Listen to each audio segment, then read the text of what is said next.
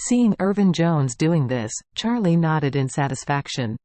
Irvin Jones is a very clever man, he has a good brain, and he has many ways to do things for himself in the future, which is indeed useful. So he said to Irvin Jones, "I will definitely not treat you badly for not doing things well in the future." Irvin Jones hurriedly clasped his fists. "Mr. Wade, don't worry, Irvin will only look forward to your head." Seeing his flattering appearance, Charlie shook his head and smiled. "You shamelessly look like you really don't want to be beaten." Irvin Jones smiled and said, "Mr. Wade, my face is a bit ugly, but money is not ugly." As he said, he took out a black box from under the booth seat, handed it to Charlie, and said, "Mr. Wade, this is 300,000 cash, look at it."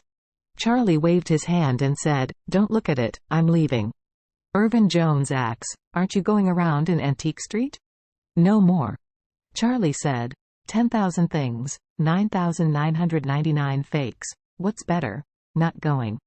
Irvin Jones nodded and said, "Then you go slowly, and I will close the stall." Charlie asked curiously, "Why are you going to close the stall?" Irvin Jones said, "I buy some goods in the commodity market. Nobody buys fake jade now. They all like to buy fake copper coins. The fake Kangxi Tongbao sold in the small commodity market is a dime at the wholesale price. Can sell for 1 or 2,000. When Claire heard this, he was surprised and said, "A dime for 1 or 2,000? Is this not too cruel?" Irvin Jones scratched his head. "You don't know anything. Antique Street sells this way.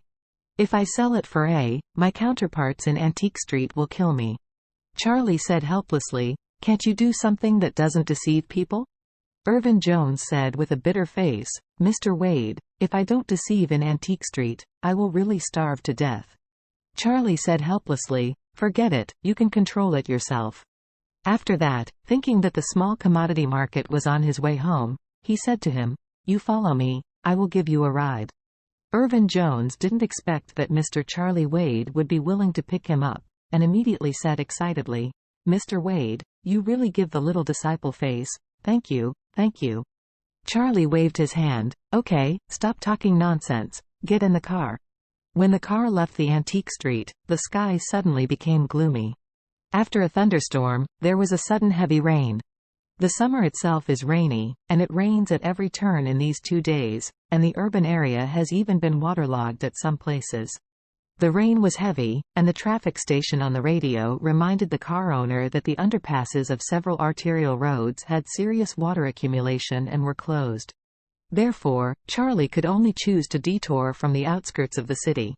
On the way, Irvin Jones was excited and nervous. He sat in the back row and secretly took a picture of Charlie's side face while driving, and posted a circle of friends pretending to be forceful, saying, "Your brother is fortunate to be able to get a ride in Mr. Wade's car." A lot of people commented immediately below, and the content is nothing more than your kid. Mr. Wade, you can get in touch with each other, and don't forget to bring brothers when you become more developed. Irvin Jones suddenly burst into vanity. Charlie was not driving fast, and when he passed a secluded street, his eyes suddenly caught a car parked on the side of the road. This car was an old black Mercedes-Benz, parked crookedly on the side of the road, and a woman in the car hurriedly walked down. Seeing that the 2 front tires of Mercedes-Benz are flat, it is estimated that the tires had to be replaced. Charlie didn't intend to be nosy, and drove directly.